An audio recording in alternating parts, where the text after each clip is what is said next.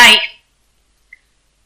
The next issue that we need to address at the time of retirement of partner is revaluation of assets and reassessment of liabilities. So this section we will devote to addressing this issue. In this video, we will understand why it is necessary to revalue assets and reassess the liabilities at the time of retirement of partner when each of the two methods, method 1 and method 2, are to be used, and we will see the treatment under each of these two methods, method 1 and method 2, in detail. Let's begin with why it is necessary to revalue assets and reassess liabilities at the time of retirement of partner.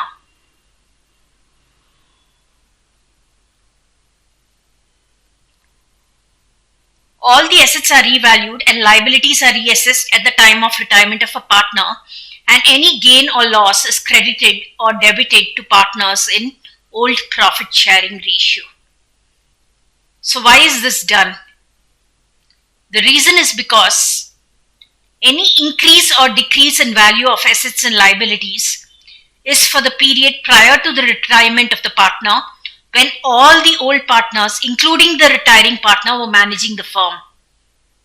And as such, the retiring partner should not be put to any undue advantage or disadvantage while bringing the assets and liabilities to their correct values.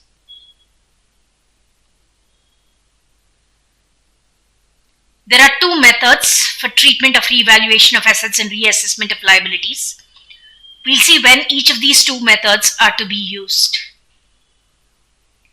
Method 1 is to be used when the revised values of assets and liabilities are to be recorded in the books.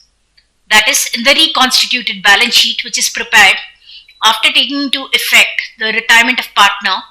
The assets and liabilities will be recorded at their revalued figures or revised values. Method 2 is used when revised values of assets and liabilities are not to be recorded in the books. So this means that in the reconstituted balance sheet, which is prepared after taking into effect the retirement of partner, the assets and liabilities will be shown at their original values and not the revised or revalued amounts.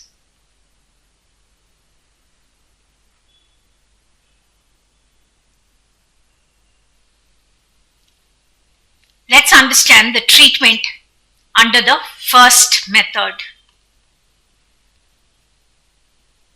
So this method is followed when the revised values of assets and liabilities are to be recorded in the reconstituted balance sheet. In this method, any increase or decrease in value of assets and liabilities is recorded through what is called revaluation account or profit and loss adjustment account.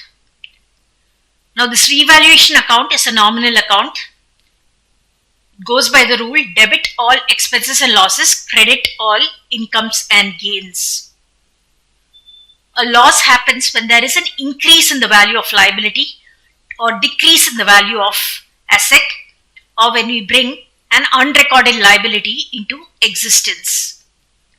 On the other hand, a gain happens when there is an increase in the value of asset, a decrease in the value of liability, or when we bring an unrecorded asset into existence. So this revaluation account, being a nominal account, will be debited with any increase in liability, decrease in asset, or when we bring an unrecorded liability into existence. The same revaluation account will be credited when there is an increase in the value of asset, decrease in the value of a liability, or when we bring an unrecorded asset into existence. We'll see the journal entries and the ledger accounts in detail. We'll begin with the journal entries. For all increase in the value of assets, the journal entry is to debit the relevant asset account and credit revaluation account. For all decrease in the value of assets, it's revaluation account debit to the relevant asset account. For all increase in the value of liabilities, revaluation account debit to the relevant liability account. For all decrease in the value of liabilities, liability account debit to revaluation account. For unrecorded assets, asset account debit to revaluation account. And for unrecorded liabilities, revaluation account debit to liability account. For any gain in revaluation of assets and reassessment of liabilities, the journal entry is revaluation account debit to all the partners' capital or current account. So the gain on revaluation is credited to all partners' capital or current accounts in old profit sharing ratio.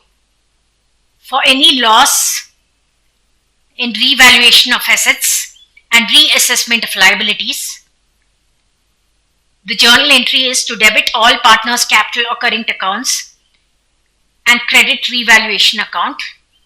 All partners' capital or current accounts to be debited in old profit sharing ratio.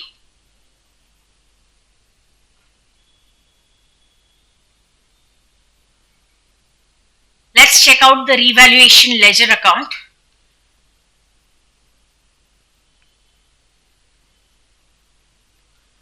This is the revaluation ledger account format.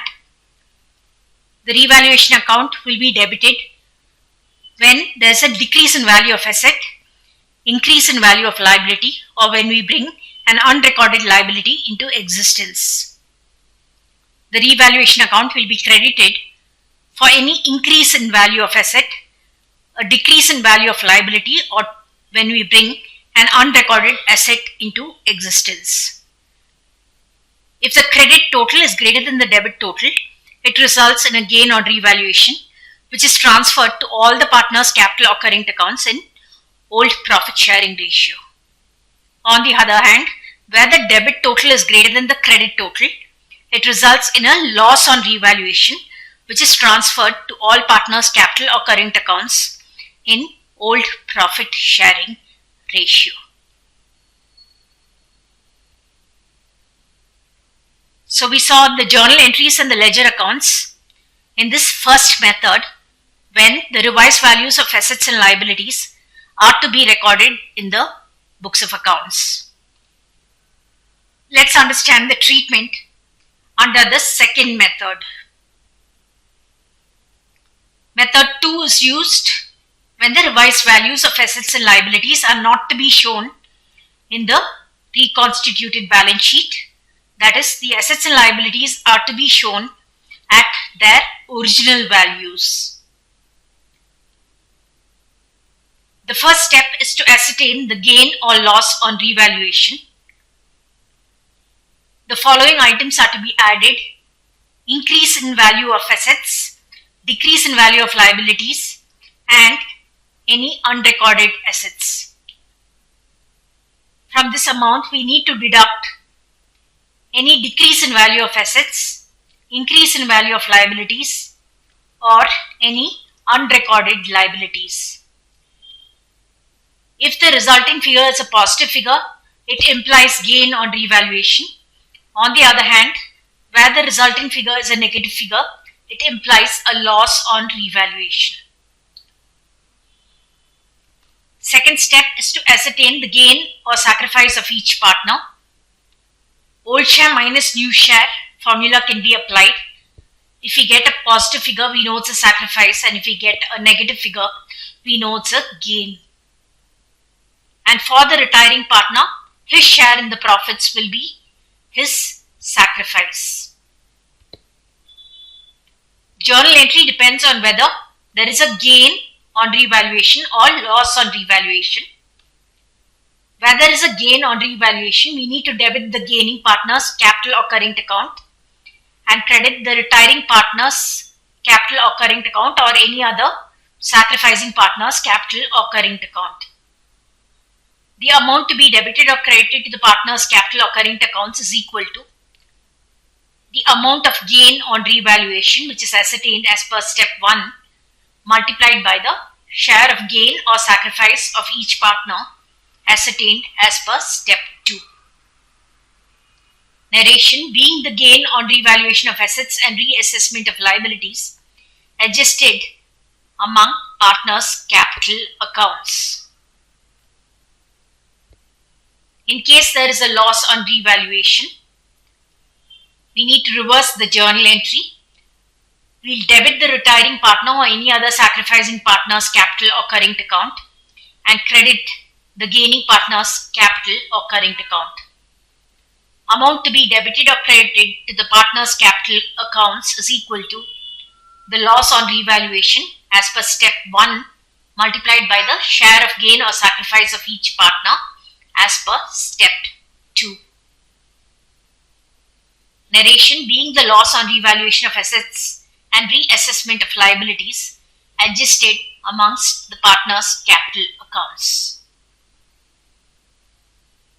So these are the steps that need to be followed in the second method, where the revised values of assets and liabilities are not to be shown in the balance sheet.